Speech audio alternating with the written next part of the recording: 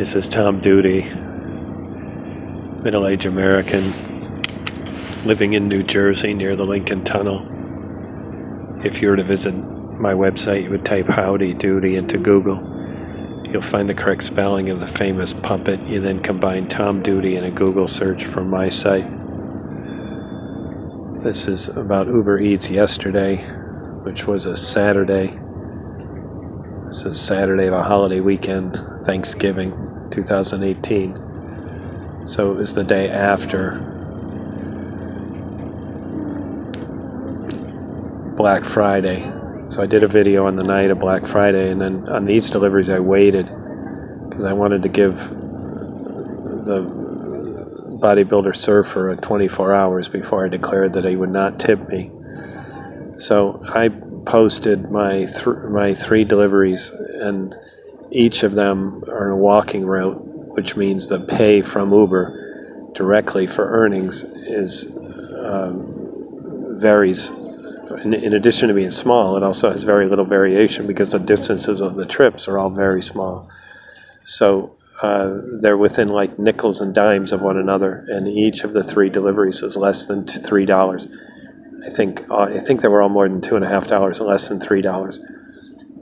So it ended up being just a very disappointing day because I was online quite a few hours. I was also trying to do this bike angel thing, and the bikes never seemed to be needed. And the idea with the bike angels is you move bikes from where they're abundant to where they're scarce, and that kind of didn't seem to be working very well. So when I intended to go offline, I forgot, and I stayed online for an extra 15 minutes till I got my last delivery, and I took it, even though I intended to be offline, and I thought I was going to be short of time to end my work and meet my wife at Port Authority.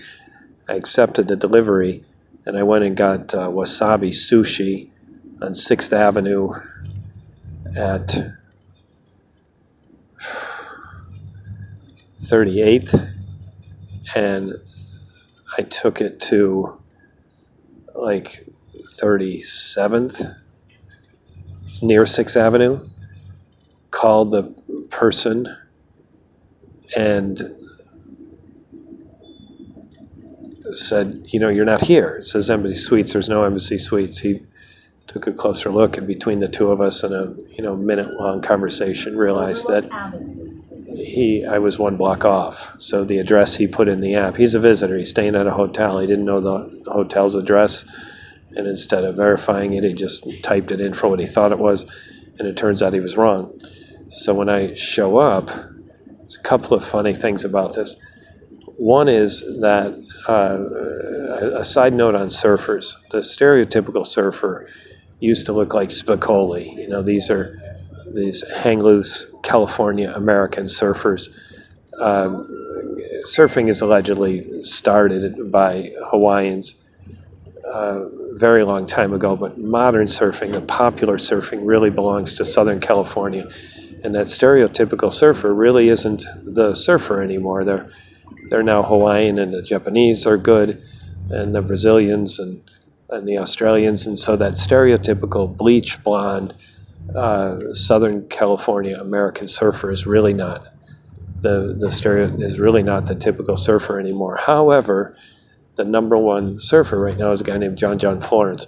Well, this guy kind of looked like John Florence. He's got this sun-bleached hair. It's sort of long, and he answers the door. He's shirtless. Now, what separates him from John Florence is in addition to having a build, a very athletic build like John Florence, he also had this sculpted bodybuilding look to him. So here's this, muscle-bound surfer guy, John Florence lookalike, who answers the door shirtless. Now, it makes me wonder if he would have answered the door that way if I were a woman. Maybe he knew I was a man. And then, of course, maybe the other idea is that he's gay. So whatever the reason for him to answer, it's not that hard to put on a shirt when you're expecting Uber.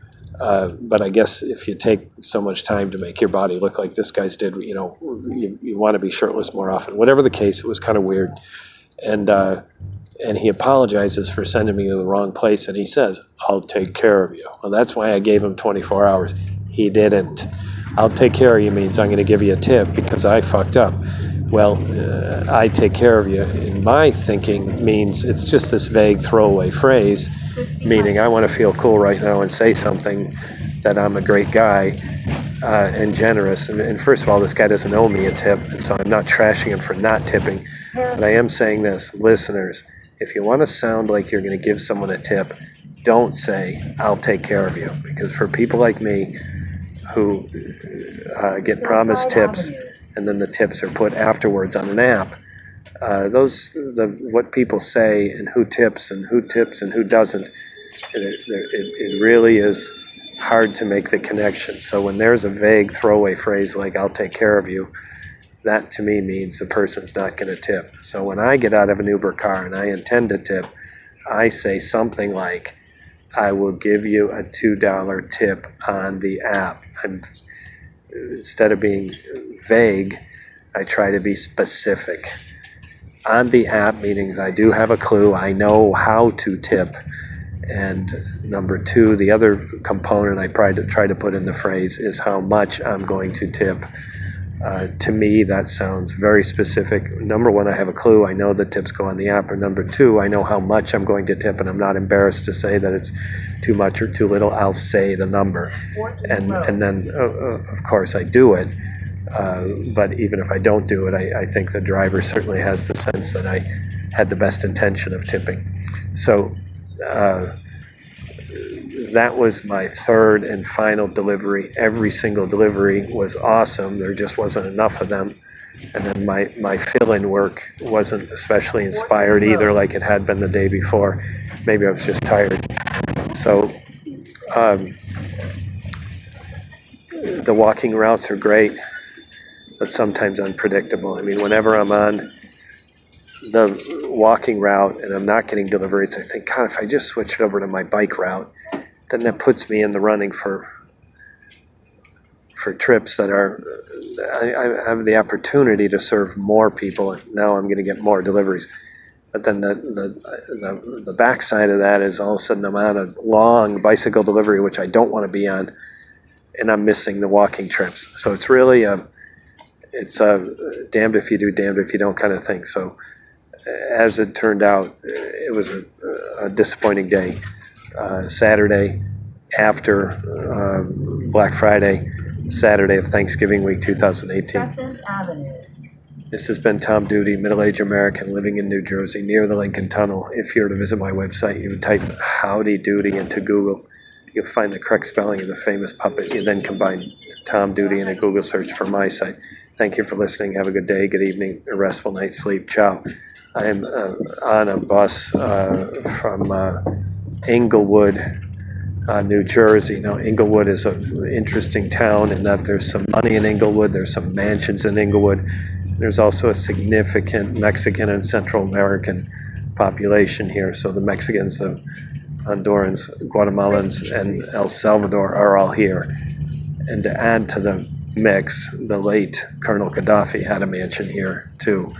So a brutal dictator plus some rich white people plus some Latinos is the total makeup of Englewood, New Jersey. It's a lovely town. It's a spacious suburban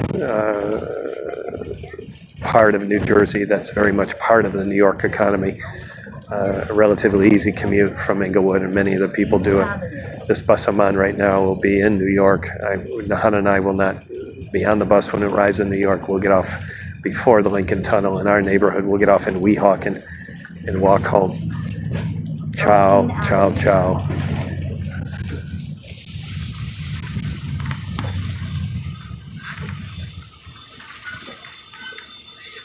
You push the stop button.